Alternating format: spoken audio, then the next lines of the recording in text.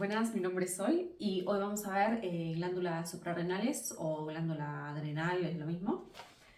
Ya les voy a explicar qué es esto, fue un intento de dibujo.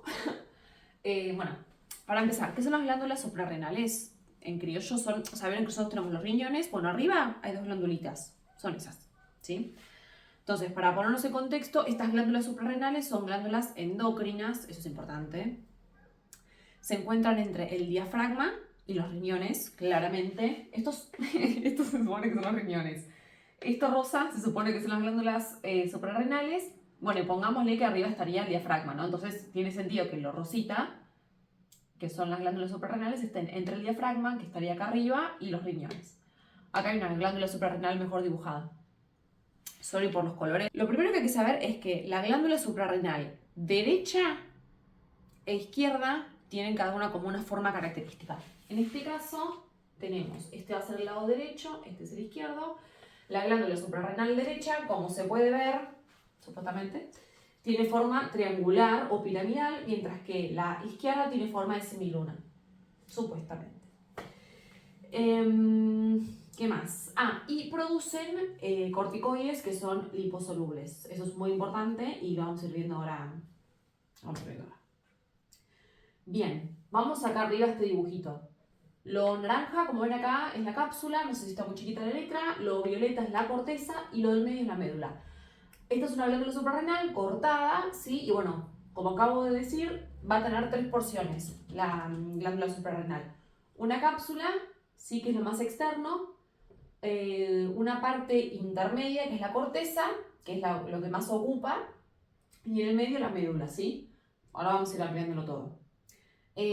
La cápsula de la glándula suprarrenal está formada por tejido conectivo, ¿sí? Y está como agujereada, estoy hablando sobre en criollo, como agujereada para que puedan pasar los vasos sanguíneos como están acá, ¿sí? La cápsula es lo más externo de la glándula suprarrenal. Entonces, cápsula formada por tejido conectivo, está re chiquita la letra, perdón, tejido conectivo. La corteza, como dije, es lo que está en el medio, en la parte intermedia, es lo que más espacio ocupa y viene del mesodermo intermedio. Sí, acá también hay orígenes. Vamos a poner mesodermo intermedio. Y la médula viene de las células de la cresta neural. Células de la cresta neural. ¿Sí? ¿Hay que saberlo? Sí. A nuestra amiga se lo tomaron. Que la corteza va a sintetizar, como dice acá, corticosteroides y la médula catecolaminas. Ya lo vamos a ir viendo.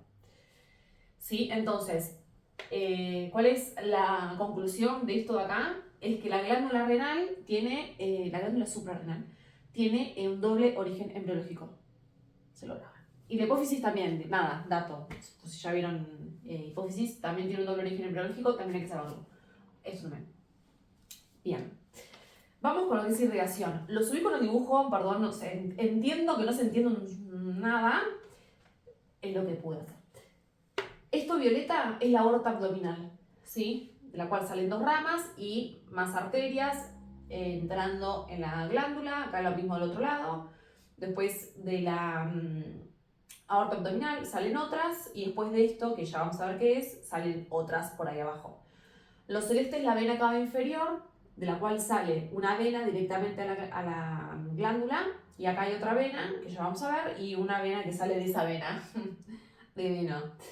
Eso. Ahora que ya nos ubicamos, derecha, izquierda, vamos a hablar bien de la irrigación por fuera de la glándula. ¿Por qué? Porque adentro de la glándula la irrigación es distinta, que es esta de acá. Que chicos no se entienden. Perdón, bueno. Cuestión, ubicámonos en la parte de afuera de las glándulas suprarrenales. Vamos primero con lo que son arterias. Tenemos arterias suprarrenales superiores, arterias suprarrenales medias, no, intermedias, medias, no, media, está bien, y arteria suprarrenal inferior. ¿Sí? Bien. La arteria, o las arterias en realidad, suprarrenales superiores son estas de acá. Porque ven que están ingresando en la parte superior de la glándula, estas de acá, superiores. Entonces, las arterias suprarrenales superiores tenemos que saber que vienen de las arterias frénicas inferiores. ¿Cuáles son? Estas dos de acá. ¿Sí? Entonces, esta es, bueno, esto de acá, son las arterias suprarrenales superiores. Y esta es la arteria frénica inferior. Entonces, ¿de dónde vienen las arterias suprarrenales superiores? De la arteria frénica inferior. Después tenemos las arterias suprarrenales medias, que son estas violetitas que vienen como del medio. ¿Pero de dónde vienen? Directamente vienen de la aorta.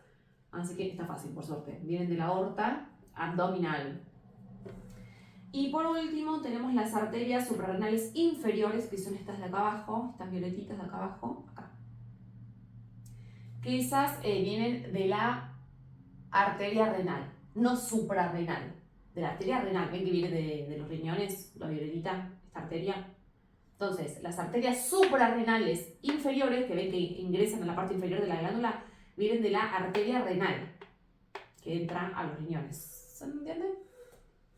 Creo que sí. De la arteria renal. ¿Hay que saberlo esto? Sí. Y después vamos con las venas, que supuestamente es más importante que las arterias. Si quieren elegir uno para estudiar, estudiense las venas. Que tenemos las venas suprarrenales derecha e izquierda. ¿Sí? Tenemos la derecha y la izquierda. Suprarrenales, ¿no? Bueno, ¿qué pasa acá? Ven que este es el lado derecho, ¿no? La vena suprarrenal derecha va a ser esta azul, que entra directamente a la glándula. ¿Pero de dónde está saliendo? Sale directamente de la vena cava inferior, ¿no? ¿Ven? Ok. Pero el lado derecho, vamos a ir anotando. El lado derecho viene de la vena cava inferior. Directamente. ¿Pero qué pasa en el lado izquierdo? Es esta la vena suprarrenal izquierda, la azulcita. No está desembocando directamente en la vena cava inferior. Está desembocando en otra y después entra acá. Esta es la vena renal, ¿sí? Vena renal. ¿Cuál? Para. Vena renal izquierda, claro, tiene sentido. Qué pelotuda. Vena renal izquierda. ¿Y por qué pasa esto? Y es re importante esto que estamos viendo. Porque la vena cava inferior está del lado derecho. Entonces, la vena suprarrenal, llega directamente a drenar en la vena cava inferior. La izquierda no llega esta venita hasta acá. Entonces sí o sí tiene que ramificarse o desembocar en otro lado para que esto recién ahí sí llegue a la vena cava inferior. ¿Se entiende? Esto es importantísimo. Ahora, todo muy bonito, pero eso es por fuera. Y una vez que penetran, ¿sí?, las arterias suprarrenal superior, media e inferior, adentro de la glándula suprarrenal, vamos a ver esto. Ubiquémonos. Esto es la cápsula, esta parte que está acá arriba de la cápsula, corteza, que dijimos que era lo que más espacio ocupaba, por eso es tan largo, y lo último es la médula. ¿Sí? Nos ubicamos acá, corteza es lo naranja, cápsula es lo naranja, corteza lo violeta y médula lo rosa. ¿Sí? Estamos viendo esto, o sea, lo mismo. Bueno, para que se entienda el dibujo, esto rosa de acá es una arteria que se llama arteria capsular o subcapsular, o sea, por debajo de la cápsula. Ahora voy explicándolo todo. Que sale una rama que cruza todo y va directamente a la médula, y sale otra ramita que forma plexos, acá forma unos sinusoides, otro plexo y llega acá abajo. ¿Sí? Ok. Entonces, ¿qué pasa? Yo tengo acá por fuera toda esta irrigación. Como dije recién, cuando las arterias suprarrenales superior, media e inferior penetran la glándula, ¿sí?, por la cápsula, como que se forma una sola, que se llama arteria subcapsular o capsular, que es esta de acá, ¿sí? Y esa arteria se subdivide en dos. Va a ser una, vamos a ir anotando acá. ¿Cómo hago? Arteria capsular se divide en una medular, o sea, arteria medular, y en otra arteria cortical. ¿Sí? Esta que cruza todo es la medular y esta que va a ir irrigando todas las capas de la corteza es la cortical, ¿sí? Bueno, por eso se dice que la glándula suprarrenal tiene un doble patrón de irrigación. ¿Por qué? Porque por un lado va a ir de la arteria capsular o subcapsular, sale una arteria medular que cruza todo, no irriga nada, cruza todo, cruza, y recién cuando llega a la médula irriga, ¿sí? O sea, tiene su propia arteria la médula, ¿sí? Y la arteria cortical, que también sale de acá, pero va a ir irrigando toda la parte de la corteza, ¿sí? Por eso su nombre es cortical. Cuando está acá la corteza en sí también se subdivide en partes. Esta es la cápsula, ¿no? Y acá tenemos la parte glomerular, la fasciculada y la reticular, ¿no? Bueno, en la parte glomerular, esta arteria cortical forma unos plexos, ¿sí? Para ir irrigando. Cuando llega a la parte fasciculada, forma unos sinusoides sanguíneos, estos como así, unos tubitos que bajan. En la reticular se vuelve a formar un plexo. Y cuando llegan a la médula, tanto la arteria medular como cortical, las dos drenar en una vena, ¿en cuál? En la vena medular, ¿sí?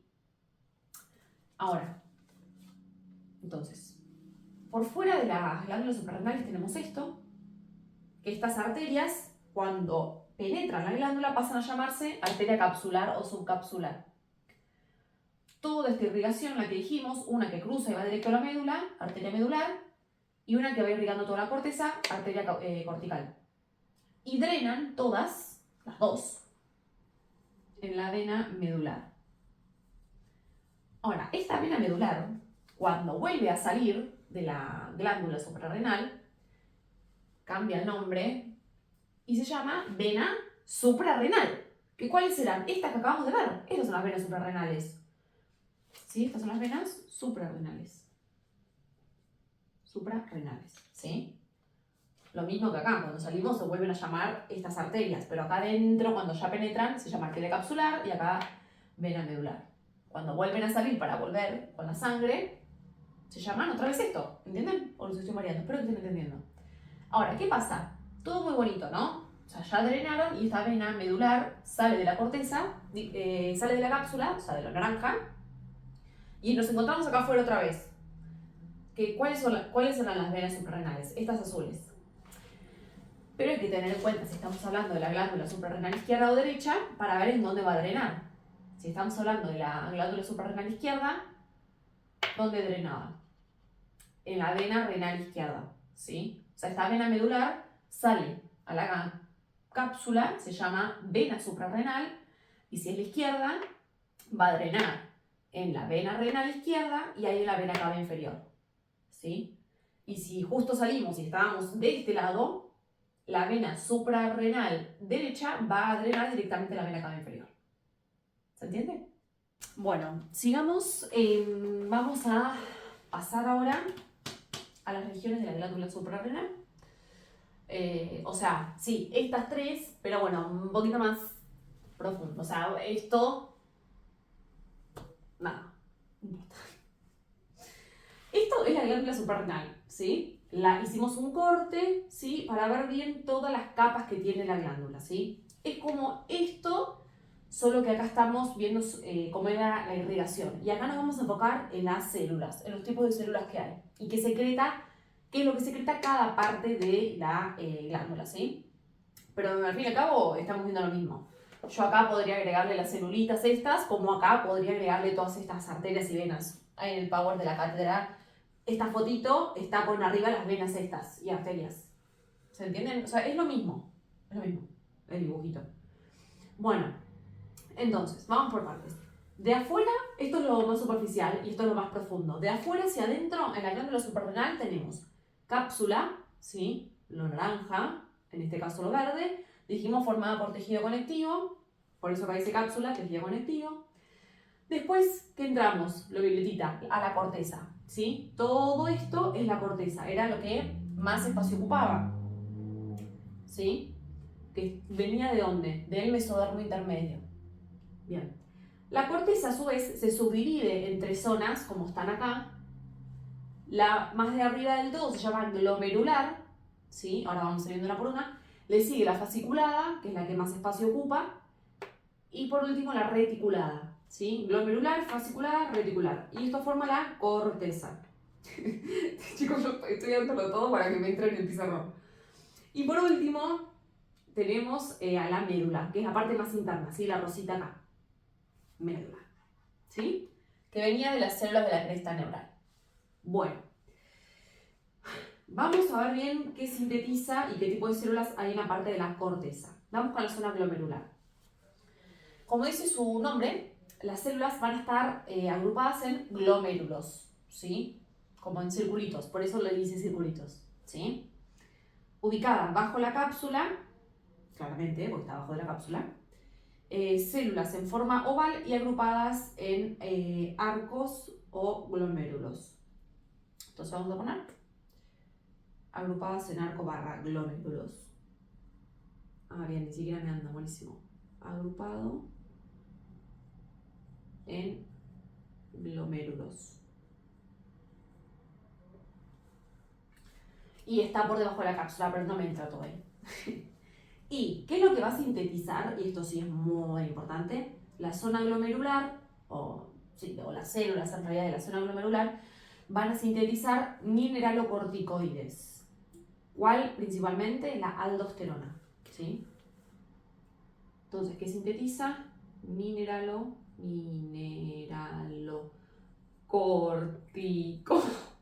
Corticoides, en especial la aldosterona. Bueno. ¿Se acuerdan que hoy al principio del video habíamos dicho que la glándula suprarrenal iba a sintetizar corticoides? Bueno, acá vamos a ver, tenemos los mineralocorticoides, vamos a ver ahora glucocorticoides, gonadocorticoides, o sea, todos corticoides. Y los corticoides son de naturaleza lipídica, son esteroides. Súper importante eso, porque si no, no vamos a tener una goma. Lo tendría que poner en algún lado. No sé si... sí. Vamos a poner acá los corticoides. Son esteroides lipídicos. Súper mega importante. Y si ya vieron, por ejemplo, lo de transporte a través de la membrana o señalización celular, si son lipídicos, ¿qué tipo de señalización van a tener? La intracelular. ¿Por qué? Porque son de naturaleza lipídica, entonces pueden atravesar la membrana plasmática, entonces van a usar mensajeros intracelulares o las proteínas que ya está dentro de la célula. La citoplasmática o la nuclear. Sí, o nuclear. ¿Sí? Súper importante, ya lo vamos a ir viendo. Volviendo acá. Entonces, en la corteza, la zona glomerular tiene células en forma de, oval, agrupadas en glomérulos o arcos. Y sintetizan mineralocorticoides, en principal la aldosterona. Ahora vamos a ver bien qué hace la aldosterona en un cachito, pero van a ver que está muy relacionada con el sodio. Y el sodio es un mineral, por eso el nombre mineralocorticoides, ¿sí? Por si les sirve razonarlo y pensarlo así. Bueno, después tenemos la zona fasciculada, que es la rosa, ¿sí? Acá ya las células tienen una forma poliédrica, así que vamos a poner poliédrica, perdón la letra tan chiquita, poliédrica. Y sintetizan glucocorticoides. Corticoides. ¿Como cuál? El principal es el cortisol. Y otro que es corticosterona. Pero bueno, yo me acuerdo de cortisol, la verdad. Y corticosterona. Bien, sí, la fasciculada es la parte media de la corteza, es la más ancha, con células grandes y poliédricas. Secreta, glucocorticoides como el cortisol y la corticosterona, que aumentan la glucosa y ácidos grasos disponibles, varían... Bueno, para eso ya lo vamos a ver. No nos adelantemos. Esto por ahora, ¿sí? Después la zona reticular, o reticulada, son células más chiquititas, por eso le hice como puntitos, Vamos a poner células pequeñas y sintetizan gonadocorticoides. No, es que es re complicado, chicos, estos nombres. Gonadocorticoides. ¿Como cuál? Como los andrógenos. Andrógenos. DA y DEAS. No sé muy bien qué es esto, pero. Y tampoco sé cómo dice para acordármelo, pero lo importante es esto, los andrógenos. ¿Sí? Y androstenediona. Lamento. Si están hasta las boleinas, gonadocorticoides, andrógenos. Chao. Listo. Bien. Y por último, la médula le dice estrellitas a las células. La verdad que no aclaran. Así aclara el tipo de células que son. ¿Qué? La médula. ¿Qué tipo de células tiene la médula? Tiene células postganglionares modificadas. Y sintetizan catecolaminas. ¿Qué son las catecolaminas? Si ya estudiaron los temas anteriores, deberían de saber, justamente, que son la adrenalina y la noradrenalina. Entonces vamos a poner postganglionares modificadas y sintetizan catecolaminas. Las catecolaminas tienen naturaleza proteica, o sea, son hidrosolubles. Entonces, ¿qué tipo de señalización van a usar? Les dejo pensar. ¿Listo? Las proteínas de membrana, receptores de membrana. ¿Sí? Bueno, las catecolaminas son la adrenalina y la noradrenalina. ¿Sí? Bien. Entonces, esto hay que sabérselo. Todo esto es lipídico y estas solitas son proteicas. ¿Sí? Ahora vamos a especificarnos, a meternos en acá, la aldosterona. Ahora vamos a ir viendo cada una, ¿sí? Pues lo que queda de la clase, vamos a ir viendo cada una de estas hormonas o corticoides, ¿sí? De estos esteroides. Vamos a ir viendo cada una. Empezamos con la aldosterona, que seguimos acá, acá y acá. Pero bueno, lo tengo que borrar. Me faltó aclarar algo que es súper importante, estaba viendo el Power. Dice transporte y señalización de esteroides suprarrenales. Esteroides, vieron que dijimos que esto, todo lo que sintetiza la glándula suprarrenal, todo no, pero bueno, al menos lo de la corteza, son corticoides, esteroides lipídicos. Entonces, por eso el título dice transporte y señalización de esteroides suprarrenales, porque estamos hablando de la glándula suprarrenal. Dice que estos corticoides se secretan en un estado no unido. ¿Qué quiere decir? Que se secretan y no están unidos a una proteína. Vieron que como son lipídicos, para transportar o para andar en la sangre, para circular por el plasma, tienen que hacerlo unidos a una proteína porque si no, no pueden. Porque son hidrófogas. Entonces se secretan en un estado no unido a proteína. Se unen a proteínas plasmáticas en el momento de entrar a la circulación sanguínea. Lo que acabo de decir. Los esteroides unidos a proteínas plasmáticas son inactivos desde el punto de vista biológico. La fracción no unida o libre es activa. ¿Qué quiere decir con eso? Que esto igual aplica para esto como para cualquier hormona lipídica. De nuevo, esto ya lo deberían de saber si ya estudiaron los otros temas, pero vieron que cuando la hormona o el ligando, lo que fuere, lipídico, quiere circular por la sangre, tiene que unirse a una proteína. Si está unido a la proteína, no tiene función biológica, no sirve de nada, no puede ejercer su función. Solo va a poder hacerlo cuando se despegue de la proteína, ahora sí funciona. Eso, básicamente. Y después dice que el cortisol, eso no importa, chao. Vamos ahora entonces con la aldosterona, que dijimos que la secretaba en la zona glomerular de la corteza suprarrenal, ¿sí? Que era un mineralocorticoide y que era un esteroide lipídico. Teniendo eso en mente, vamos a ver qué pasa con la aldosterona. Lo subí con el dibujo de nuevo. Esto se supone que es un túbulo colector cortical del riñón. Estamos en el riñón, ¿sí? Tenemos en los riñones la unidad estructural que son las nefronas.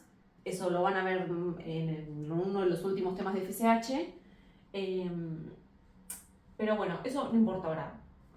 Pero en esa nefrona, o cuando termine la nefrona, hay un túbulo. Ay, ¿cómo les explico? No importa, adentro del riñón hay un túbulo colector cortical, que acá va a estar el futuro pis, ¿sí? Así hablando vale pronto, acá se va a formar el futuro pis, sigue tubito, tubito, y vamos a hacer pichina, ¿sí? Genial. Entonces, y esta es la luz del túbulo, ¿no? Estamos suponiendo que acá estamos viendo que hay dentro del tubo, o túbulo. Colector cortical, colector porque colecta el pichín, ¿sí? El futuro pichín.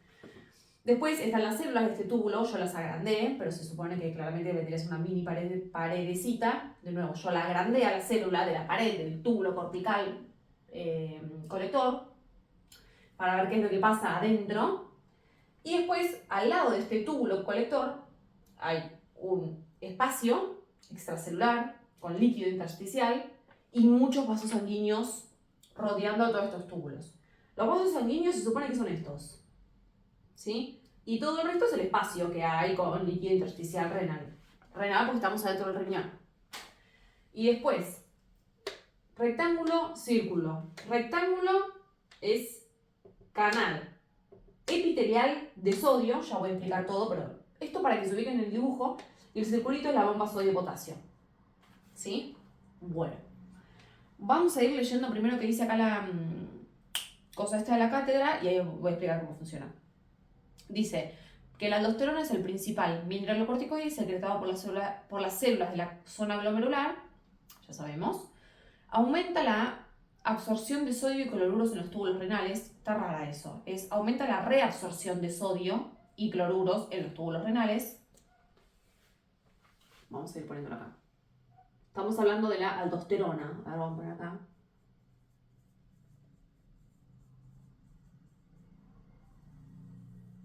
Esto es la aldosterona. ¿Qué dijimos? Aumenta, una flechita para arriba para hablar de... Aumenta la reabsorción de sodio y cloruros en el túbulo renal. Ya lo voy a explicar, chill, no se asusten. Aumenta la excreción urinaria de potasio. Aumenta... ¿Eso qué quiere decir? Que hace que aumente el potasio en el pichín, en el futuro pis. Acá vamos a poner una flechita. Pis, ¿sí? Para que se vayan ubicando. Yo sé que acá te debe decir orina, pero bueno, no importa. Pis, para que se entienda bien. Entonces acá, ¿qué quiere decir? Por ahora, la aldosterona. Bueno, con esto, que acá va a haber más potasio. Ahora vamos a ver cómo. Pero que en el pis va a haber más potasio. Y que reabsorbe sodio y cloro en el túbulo renal. Que se reabsorba algo quiere decir que va a pasar a la sangre. Entonces quiere decir que del túbulo en el túbulo renal, se va a reabsorber sodio y cloro. Como se reabsorbe, quiere decir que va a los vasos sanguíneos, ¿sí? Va a pasar de acá el sodio acá. Hasta ahora nos está diciendo eso. Aumenta el volumen de líquido extracelular. Aumenta volumen de líquido extracelular. Y el principal sitio de acción de la aldosterona, células principales del túbulo colector cortical. Y en menor medida, túbulos distales y colectores. Vamos a poner aquí el sitio de acción. Túbulo colector cortical. ¿Sí? ¿Qué va a pasar con la aldosterona, no? Yo tengo acá el triangulito, es la aldosterona. ¿Sí? Este triangulito es la aldosterona. Estos son los receptores. Esto es el núcleo de la célula, el circulito, con adentro el receptor y la aldosterona ya unido. Estos van a ser proteínas, estos firuletes, ni idea, y esto es lo que ya vimos acá. ¿Sí? Bueno, ¿qué pasa? Llega la aldosterona preciosa, tuki tuki, y como dijimos que eran esteroides lipídicos, iban a tener una señalización intracelular. Entonces podían atravesar directamente la membrana. Entonces, atraviesa chill, la aldosterona, la membrana, se une a su receptor, que en el dibujito dice MR, de receptor del mineralocorticoide, ¿sí? Entonces, Viene la aldosterona, pasa la membrana de la célula del túbulo colector cortical, la pasa chill porque es lipídica, se une, y si se acuerdan de la señalización intracelular, las lipídicas se unían al receptor, puede ser citoplasmático o nuclear, en este caso citoplasmático, y se dirigían al núcleo, sintetizaban una proteína y esa proteína llevaba a cabo la acción. Bueno, esto es lo que pasa acá. Viene la aldosterona, pasa la membrana, se une al receptor, va al núcleo y sintetiza estas proteínas. ¿Sí? Estas proteínas van a activar primero esto que era el canal epitelial de sodio. ¿Sí? Acá dice ENaC, no sé si se llega a ver. Canal epitelial de sodio. Entonces, el nombre que me está diciendo que es un canal de sodio. ¿Qué va a hacer entonces? Que el sodio que teníamos en el pitchín o en el futuro pitchín, chicos, ustedes no lo digan así porque está re mal. El sodio que estaba acá va a pasarlo, ¿sí? Acá lo voy a poner como si fuese un puntito porque no me entra, si no. ¿Sí? Entonces, vino la aldosterona, sintetizó proteínas que me activó el canal epitelial de sodio y que hizo que el sodio que estaba en el futuro pitchín pase adentro de la célula. ¿Sí? Y bien, ¿y qué pasa ahora? Va a haber un gradiente de concentración adentro de la célula. ¿Sí? Entonces eso va a activar a la bomba sodio-potasio. ¿Qué hacía la bomba sodio-potasio? Que es un transporte activo. Sacaba potasio, sacaba sodio y metía potasio. Entonces, esta bomba sodio-potasio que se activó va a sacar a ese sodio, tuki, me lo saca acá afuera. O sea, no me saca un solo sodio, me saca bastante sodio. Y me mete potasio. Que el potasio estaba, pongámosle que acá, o acá también, adentro de la sangre. Acá. Me mete el potasio. Lo voy a hacer con una estrellita violeta acá adentro. Mete el potasio que va a irse al pitchín, al futuro pitchín. Potasio, potasio. Potasio. ¿Sí? ¿Se va entendiendo un poquito? Bueno, entonces. Hasta acá, vino la aldosterona, que como es lipídica, entró directamente a través de la membrana, se unió a su receptor citoplasmático, sintetizó proteínas, me activó el canal epitelial de sodio, hizo que el sodio que estaba en el futuro pitchín ingrese a la célula, se formó un gradiente dentro de la célula que activó a la bomba sodio-potasio, que hizo que saque ese sodio, que son los puntitos rosas, y entre el potasio, que son las estrellitas, al futuro pitchín. Por eso acá me dice que aumenta la cantidad de sodio en el pitchín. ¿Sí? Bien. ¿Vamos hasta ahí? Ok. ¿Qué pasa ahora? Yo tengo este sodio, se me fue, porque ahora ya no está más acá, porque entró y se fue. ¿Sí? Vamos a borrar. ¿Qué pasa? Tengo mucho sodio en el líquido intersticial. ¿Y se acuerdan lo de la osmolaridad? ¿O hacia dónde se movía el agua? Hacia lugares donde había más concentración de solutos, ¿sí? Entonces, si yo acá tengo más soluto, ¿no? ¿Qué va a pasar con el agua que estaba acá, en el futuro pitchín? Porque el pitchín es líquido, chicos, es agua. Entonces el agua, tuki, que estaba por acá, por esta gran concentración que tengo acá, por la osmolaridad de acá, va a empezar a pasar para allá, tuki. Pasa mucha agua para acá. Ay, no sé cómo dibujarla, vamos a hacer un corazón. Va a empezar a haber mucha agua, mucha agua.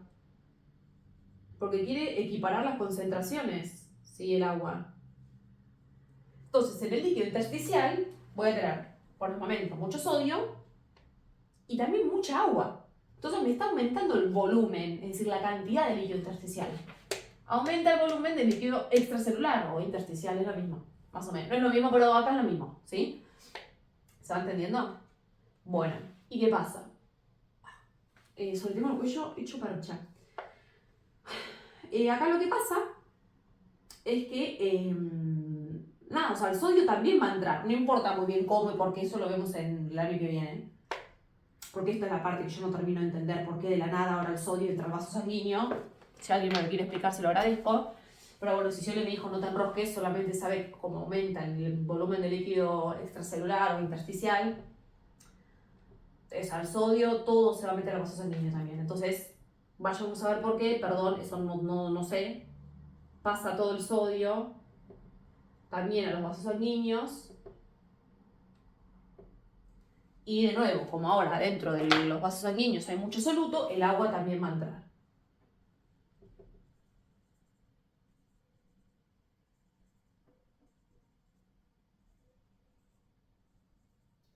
Entonces, ahora adentro del vaso sanguíneo tengo más volumen de plasma, de sangre, ¿sí? Entonces, ¿qué pasa si yo tenía antes, este es un vaso sanguíneo, ¿no? Un tubito, con una cantidad normal de sangre, y de repente empieza a entrar un montón de sodio y agua. Hay muchísima más presión adentro del vaso sanguíneo. ¿Se entiende? ¿Y eso qué hace? Que aumente la presión arterial. Hay mucha más presión adentro del vaso sanguíneo, porque aumentó la cantidad de agua por la cantidad de sodio que entró.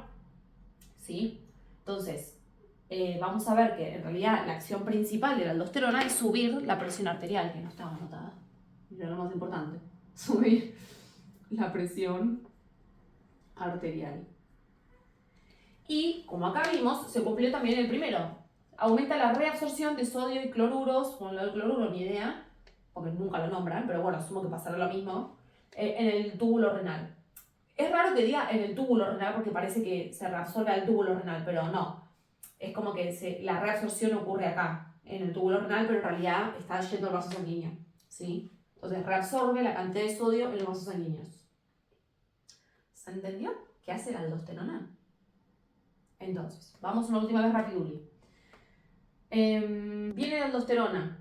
Como es esteroidea lipídica, pasa a la membrana, se enchufa a su receptor intramembrana citoplasmático.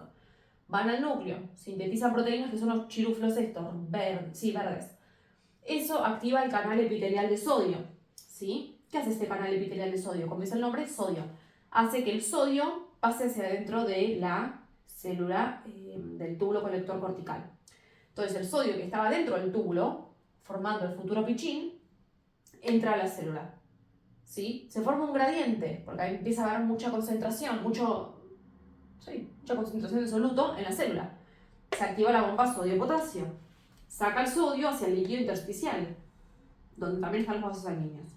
Saca sodio, pero al mismo tiempo entra potasio, porque es la bomba sodio-potasio, donde sale uno y entra otro. Transporte activo. Entra sodio, que son las estrellitas, y ese sodio se va al túbulo renal por el pichín, haciendo el futuro pichín. Acá tenemos, aumenta la cantidad de sodio, de potasio en el pichín, y eso, por ahora. Ahora, ¿qué pasa? Tengo mucho sodio en el líquido intersticial.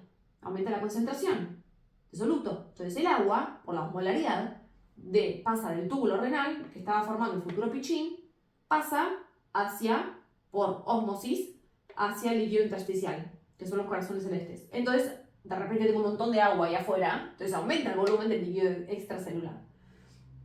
Y por esta parte, que honestamente, discúlpeme, no entiendo muy bien por qué, el soluto entra a los vasos sanguíneos, o sea, el sodio entra a los vasos sanguíneos, por lo cual el agua también, y ahí aumenta también el volumen de sangre, entonces eso aumenta la presión arterial. Aumento de presión arterial. Y bueno, se reabsorbió sodio desde los túbulos corticales colectores renales hacia la sangre. ¿Sí? Bueno, espero que se haya entendido. Vamos con dos cosas. Primero, ¿cuándo es que se va a generar secreción de aldosterona? Si dijimos que su objetivo es aumentar la presión arterial, bueno, se va a empezar a secretar cuando haya baja presión arterial, porque va a querer aumentarla. ¿Sí? Cuando alguien tiene la presión baja, va a estar sintetizando aldosterona. Y dice cuando haya poco líquido extracelular o intersticial. O sea, cuando acá haya muy poquito líquido, también se va a activar la aldosterona. ¿Por qué? Porque dijimos que aumentaba el líquido o el volumen de líquido extracelular. Entonces, si esto está disminuido, va a haber aldosterona, y si hay presión baja, va a haber aldosterona. Después dice, da dos casos de qué pasa si hay un exceso de aldosterona y qué pasa si hay un déficit de aldosterona. Si hay un exceso de aldosterona, teniendo en mente que aumenta la presión, ¿qué va a pasar? Va a haber una hipertensión, o sea, un aumento excesivo de presión arterial, ¿o no? Entonces, va a haber hipertensión, por lo que va a aumentar mucho la cantidad de potasio en el pichín, o sea, mucha excreción de sodio, de potasio en la orina, y mucha concentración de sodio en la sangre, en el plasma, ¿sí?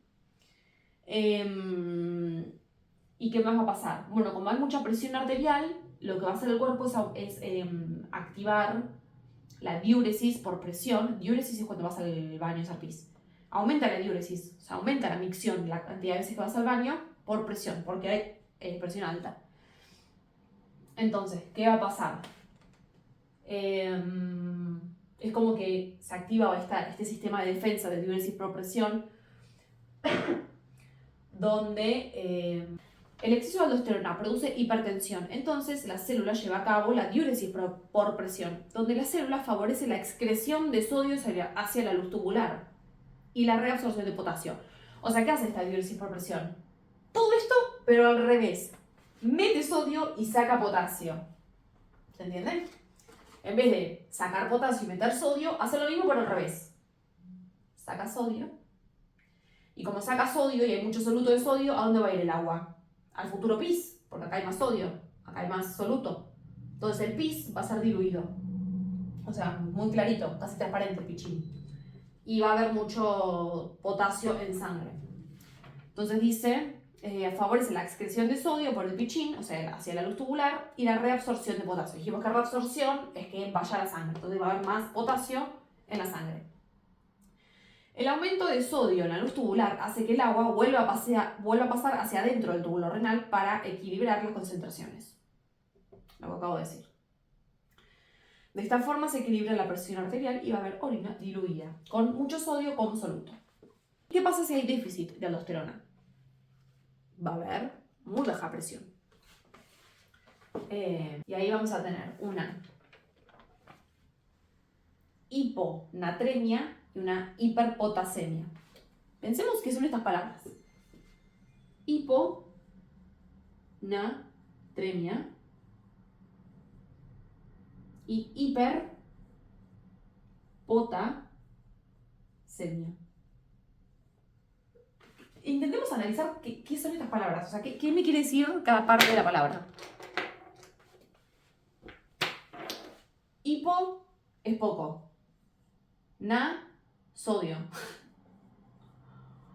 Y bueno, tremia, ni idea. La palabra, ni idea. Ponatremia, semia, no sé, se trata de la sangre, algo de esto. Y acá, hiper, mucho. Pota, de potasio. Semia, ni idea. Entonces, vamos a tener poco sodio en el líquido intersticial renal, o sea, acá y en la sangre, pero mucho potasio. Claro, tiene sentido. Esto produce una reducción del volumen plasmático y el líquido extracelular, por lo que baja la presión arterial. Sin tratamiento provoca la muerte por shock entre 4 a 15 días. Como tengo poca aldosterona, la aldosterona era la que me mandaba el sodio a la sangre, como no tengo aldosterona puede tener poco sodio en sangre. Poco sodio, voy a poner acá en sangre.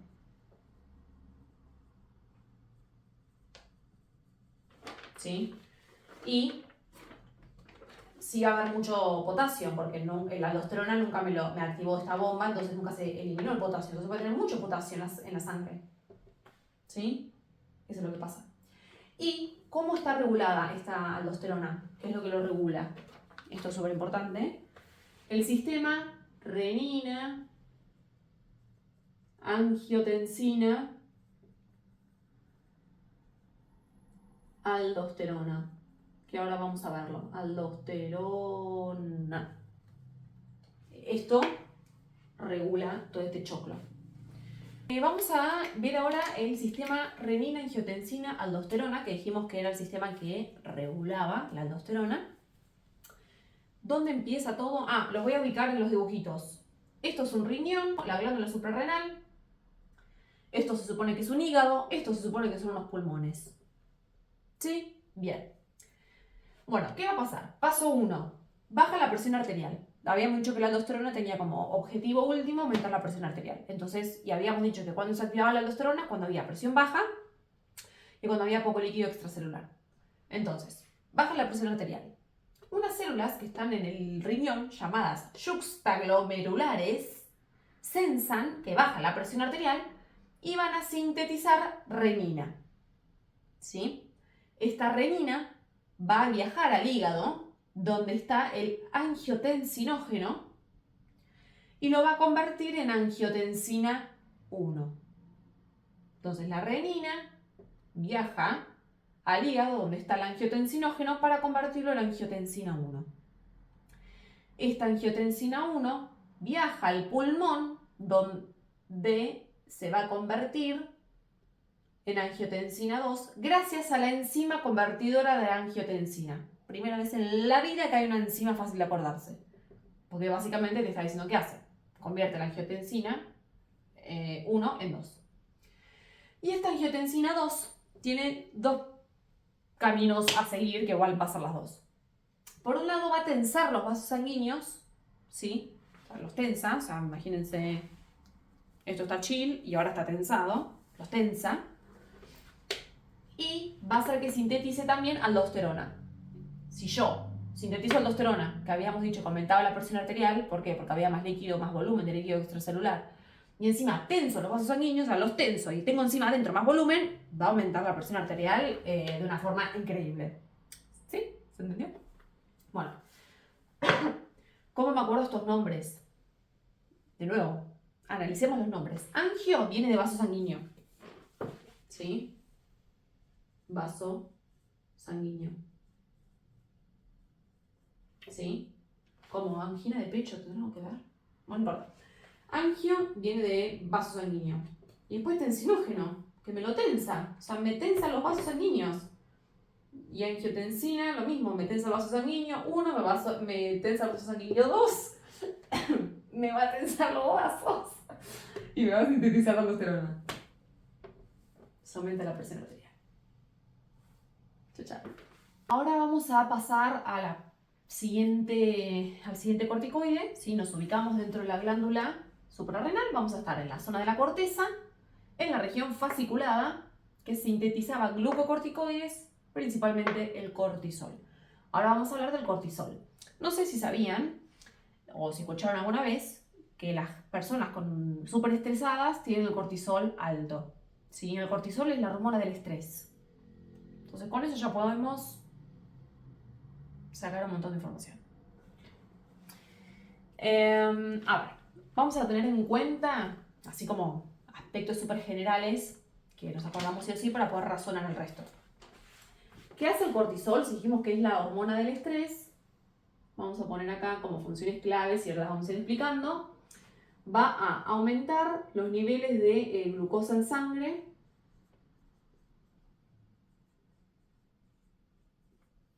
va a provocar debilidad muscular,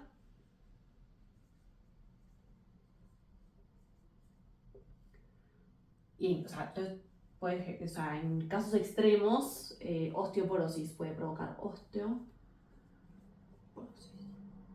Bueno, si tenemos también en el caso súper extremo, si hay mucha glucosa en sangre, te puedes volver diabético. O sea, por eso se dice que las personas muy estresadas en el tiempo, ¿no? O sea, en largos periodos, tienen más probabilidades, tienen más tendencia a ser diabéticos y a tener osteoporosis y a tener debilidad muscular.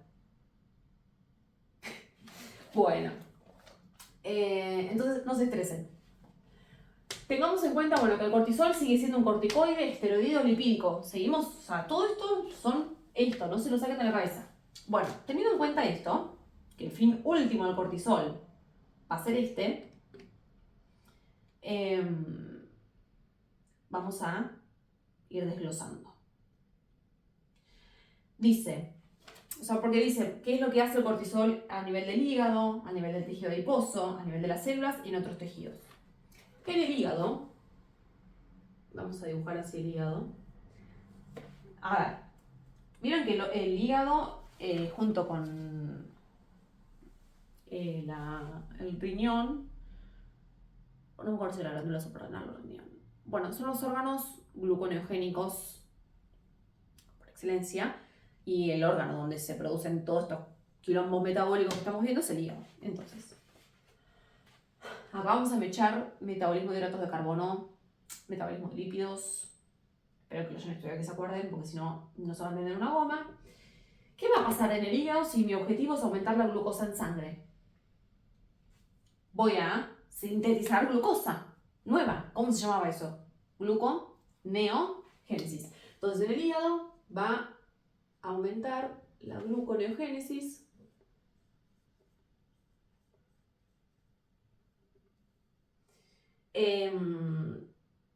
Va a aumentar la glucógenolisis y va a disminuir la glucólisis.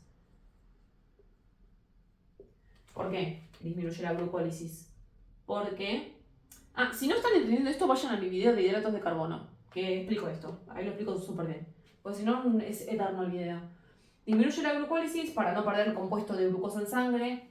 Aumenta la glucógenolisis porque rompe el glucógeno en pequeñas glucositas para liberarlas a la sangre. Y aumenta la gluconeogénesis para aumentar la glucosa en sangre. Todo para aumentar la glucosa en sangre. ¿Sí? Bien. Lo de la gluconeogénesis es a partir de compuestos no glucosídicos y eso es muy importante. ¿Por qué? Porque lo vamos a ir viendo que en el tejido adiposo, que es donde está la grasa, dice, estimula la degradación de lípidos, o sea, la lipólisis, en glicerol y ácidos grasos, y esto se lo llama redistribución de tejido adiposo. ¿Y qué pasa con el glicerol y los ácidos grasos? Son precursores no glucosídicos que los van a usar, los van a mandar al hígado para hacer gluconeogénesis. ¿Sí? Entonces esto es para hacer gluconeogénesis y aumentar los niveles de azúcar en sangre. En las células dice inhiben la síntesis de proteínas.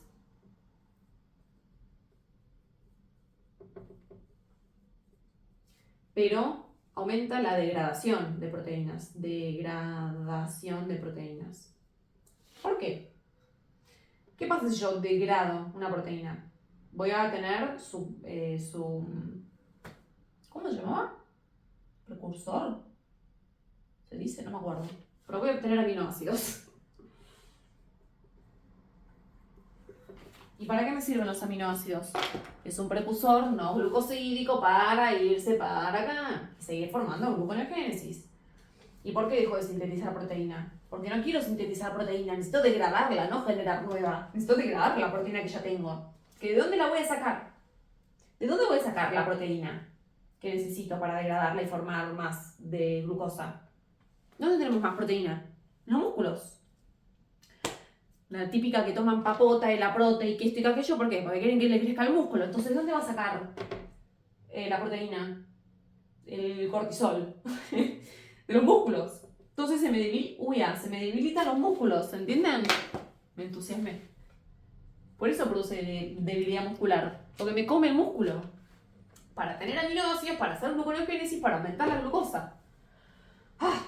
Y después, en otros tejidos,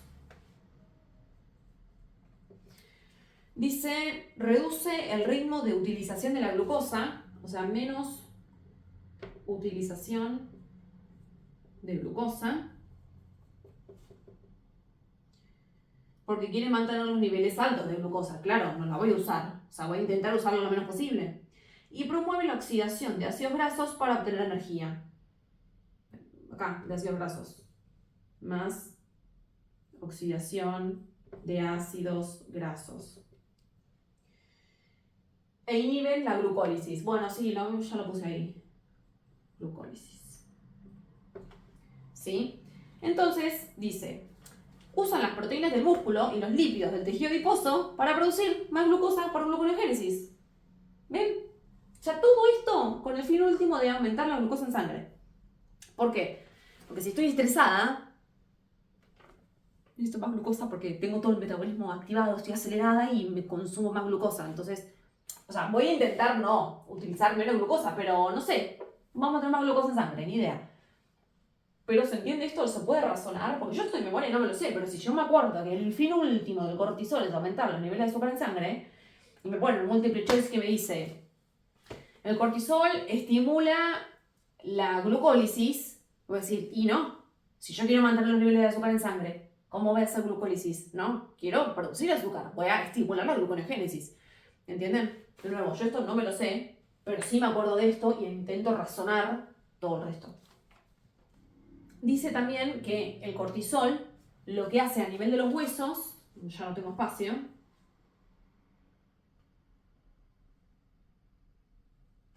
a nivel de los huesos, es que haya menos osteogénesis,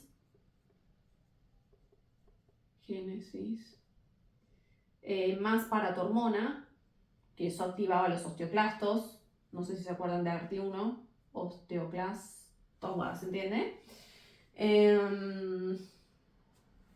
Menos fibroblasto. Y también lo que va a hacer es disminuir la absorción de calcio en el intestino para que vaya a la sangre.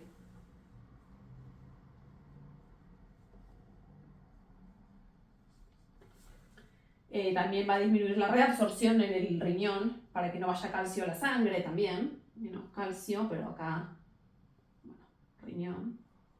Entonces, ¿esto qué me va a producir? Que haya menos calcio. ¿Cómo se decía calcio? ¿Tipo así? No me acuerdo. Calcio en sangre o plasma. ¿Sí? Entonces, esto también. ¿Y qué me trae como consecuencia? Osteoporosis. Tugi. ¿Se entiende? Entonces, de nuevo, si yo me acuerdo que el cortisol me genera osteoporosis y me preguntan en el multiple choice, opción A, el cortisol genera formación de hueso nuevo, o sea, osteogénesis.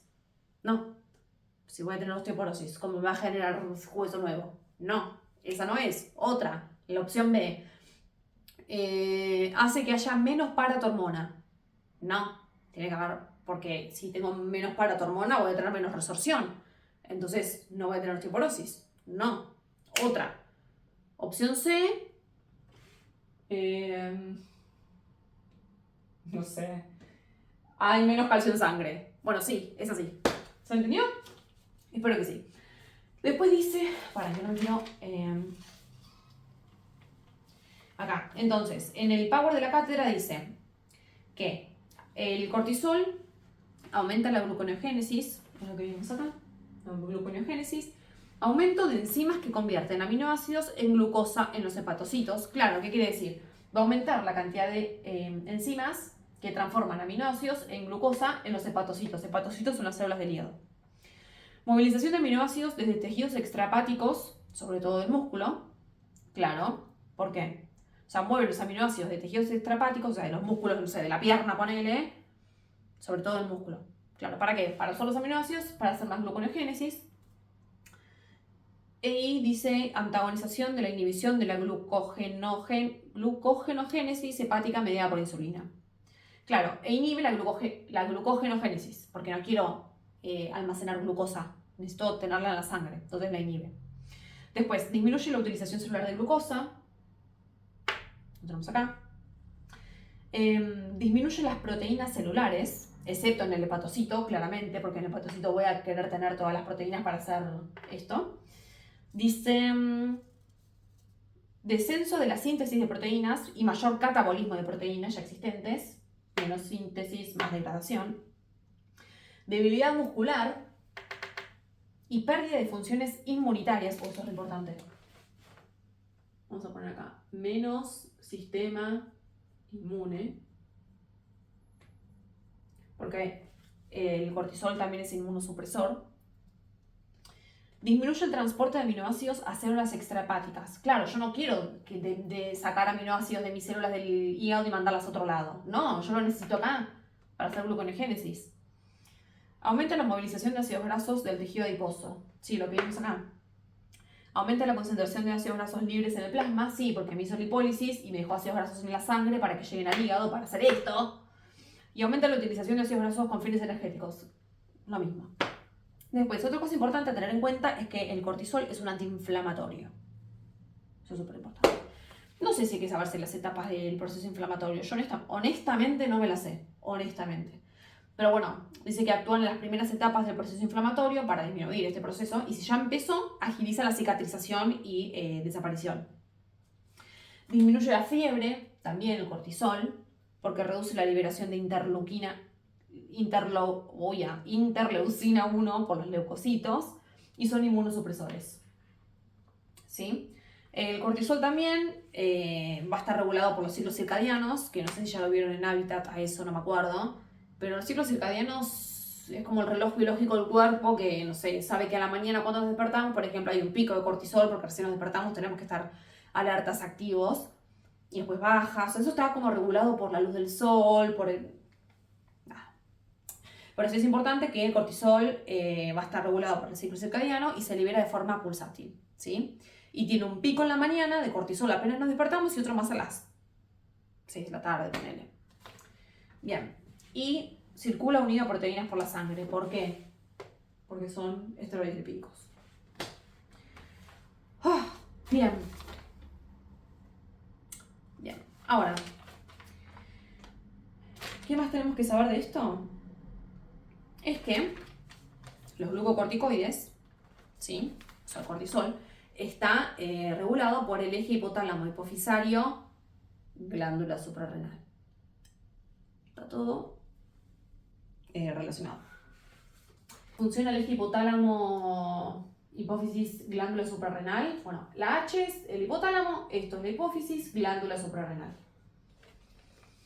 Dice, a través de este sistema se puede estimular la síntesis de cortisol en casos de estrés. Si se estimula la síntesis de cortisol, es por retroalimentación positiva. Como también se puede inhibir la síntesis de cortisol con retroalimentación negativa. ¿Cómo funciona? Ante una situación de estrés, ejemplo, un parcial, el hipotálamo, a través de las parvocelulares, vamos a ir incorporando todo, a través de las células parvocelulares, el hipotálamo va a sintetizar CRH. El hipotálamo va a liberar este factor liberador de corticotropina. Va a viajar por el sistema portohipofisario hacia la adenohipófisis, estimular a las células corticótropas para que estas liberen ACTH, hormona adenocorticotropina. O adenocorticotropina, ¿sí? Sí, hormona adenocorticotropina. Entonces, llega un estímulo que va a ser estrés,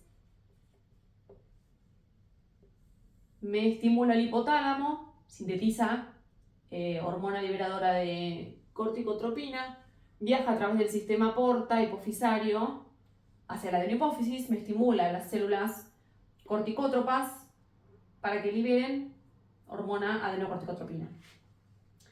Esta va a ir a su órgano blanco o célula blanco, que es la glándula suprarrenal. La glándula suprarrenal, como acabamos de ver, va a sintetizar cortisol. Este bello cortisol, ¿sí? Panken, sí, va a la glándula suprarrenal. ¿Pero en qué parte? ¿Cuál era la parte que sintetizaba cortisol? En la corteza, la zona fasciculada. Ahora lo tenemos acá igual. Corteza, fasciculada, glucocorticoide y cortisol. Bien. Bueno, tengo cortisol. El cortisol va a provocar todos sus efectos para disminuir el estresor, ¿sí? Porque por un lado me aliviana el estrés, ¿sí?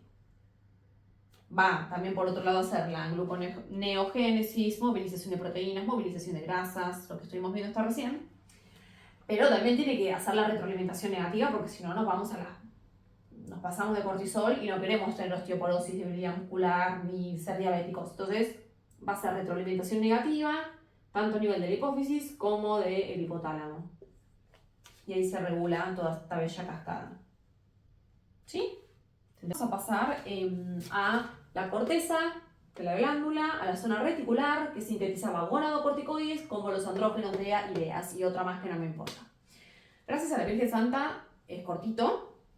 Dice que los principales son DEA, que es dehidroepiandrosterona, y androstenediona. No sé, yo me acuerdo de DEAs. Andrógenos DEA y DEAs. Dice, tienen débil acción androgénica y anabólica proteica. O sea, banquen. ¿Qué pasa con los andrógenos? Los andrógenos son las hormonas masculinizantes en la mujer. En el hombre creo que también, no sé. Sí. Pero ¿por qué dice que tiene baja o débil acción androgénica si estamos diciendo que en realidad son masculinizantes? Pasa que no son las hormonas principales que masculinizan. En la mujer sí, porque son las únicas que tenemos. Pero en el hombre no, por eso dice eso. Pero en realidad, sí tienen función androgénica, si no, no se llamarían andrógenos. Y cuando habla de anabólica proteica es que aumenta el músculo, la masa muscular. ¿Sí? Entonces podemos pensar en criollo como que aumentan la masa muscular y va a haber más masculinización. O sea, no sé si esto existe, pero una persona femenina que tiene, no sé, alguna de estas hormonas alta, tal vez tenga rasgos más masculinos, ¿sí?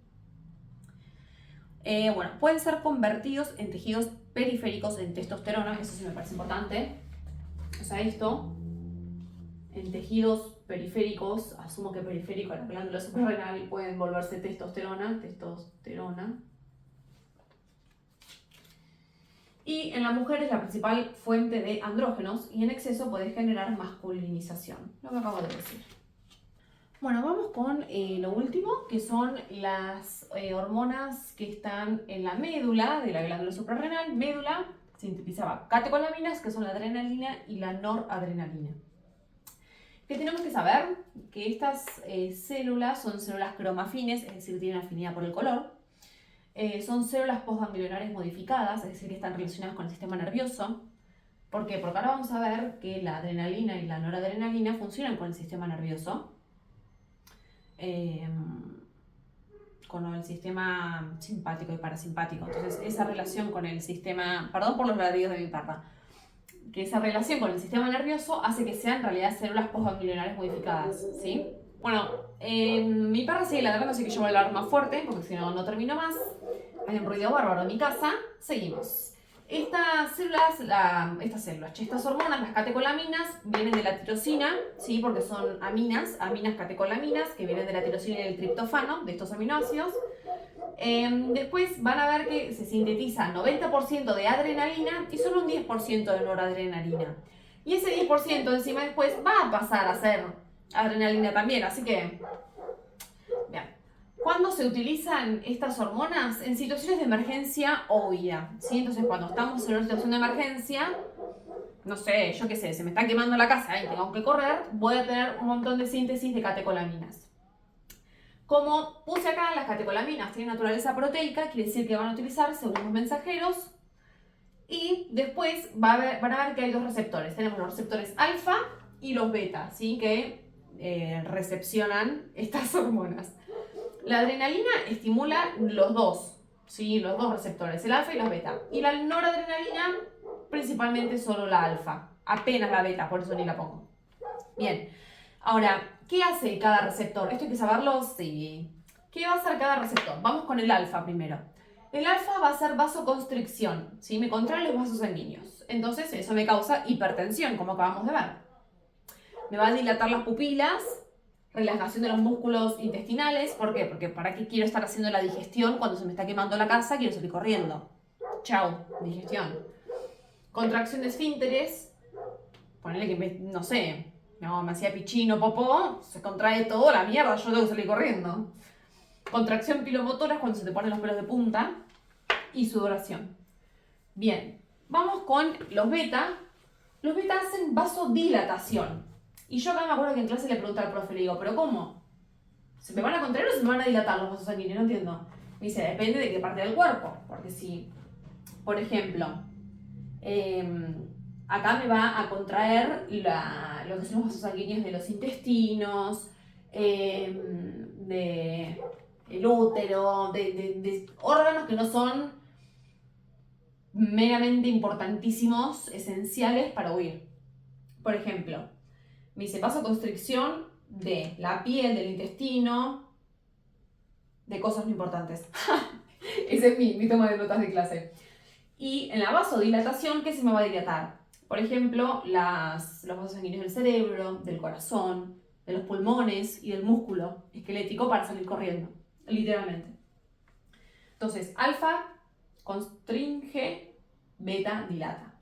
Broncodilatación de los bronquiolos o los bronquios, que ya vieron en FSH, ¿para qué? ¿Para qué se me dilata más? Para poder respirar más. Seguramente me esté hiperventilando en ese momento. Relajación de útero y vejiga. Bueno, acá el profe dio el ejemplo de que, por ejemplo, si estábamos, no sé, las mujeres teniendo una contracción uterina, a la mierda la contracción. ¿Por qué me interesa tener una contracción cuando se me está quemando la casa? Con el tema del metabolismo, aumenta la glucogenólisis, o sea, me rompa el glucógeno para tener glucosa libre en sangre. Aumenta la gluconeogénesis, más glucosa en sangre, como el cortisol, ¿se acuerdan? Por el cortisol, que es la hormona del estrés, también va a aparecer acá. Si se me está quemando la casa, pero eso no va a estar estresada, tienen un poquito de relación, un poco bastante diría yo. Lipólisis, de nuevo, para tener ácidos grasos libres sin glicerol, para usarlo en la gluconeogénesis. Y aumenta la frecuencia cardíaca y contractibilidad del músculo del corazón, claramente. Entonces, bien.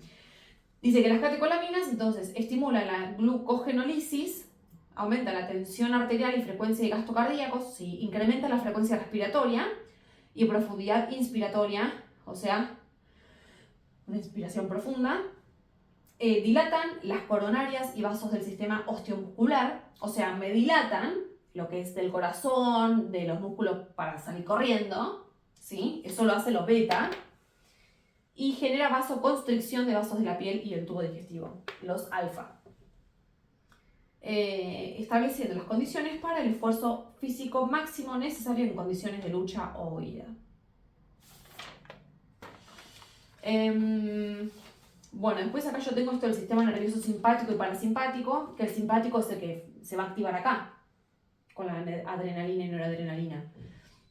Porque aumenta la presión arterial, aumento de flujo sanguíneo para activar los músculos, disminuyendo a órganos como el tubo digestivo y riñones, aumento de concentración sanguínea de glucosa, aumento de glucólisis hepática y muscular, aumento de fuerza muscular, aumento de actividad mental, aumento de la velocidad de coagulación. Bueno, no importa. Todo lo que me sirva para salir corriendo. ¿Sí? Piensen que si se les está quemando la casa, a ver qué harían. Listo, ahí actúan las catecolaminas. Bueno, como resumen, resumido, las hormonas teníamos los mineralocorticoides, que era la aldosterona, que me subía la presión arterial, como súper sintetizado. Los glucocorticoides, que era el cortisol, que me aumentaba la glucosa en sangre. Los gonadocorticoides, que eran los andrógenos, que eran las hormonas masculinizantes. Y las catecolaminas, que actúan en las situaciones de emergencia o huida. Bueno, eso fue todo. Espero que hayan entendido, que les haya servido este mega video larguísimo. Besito.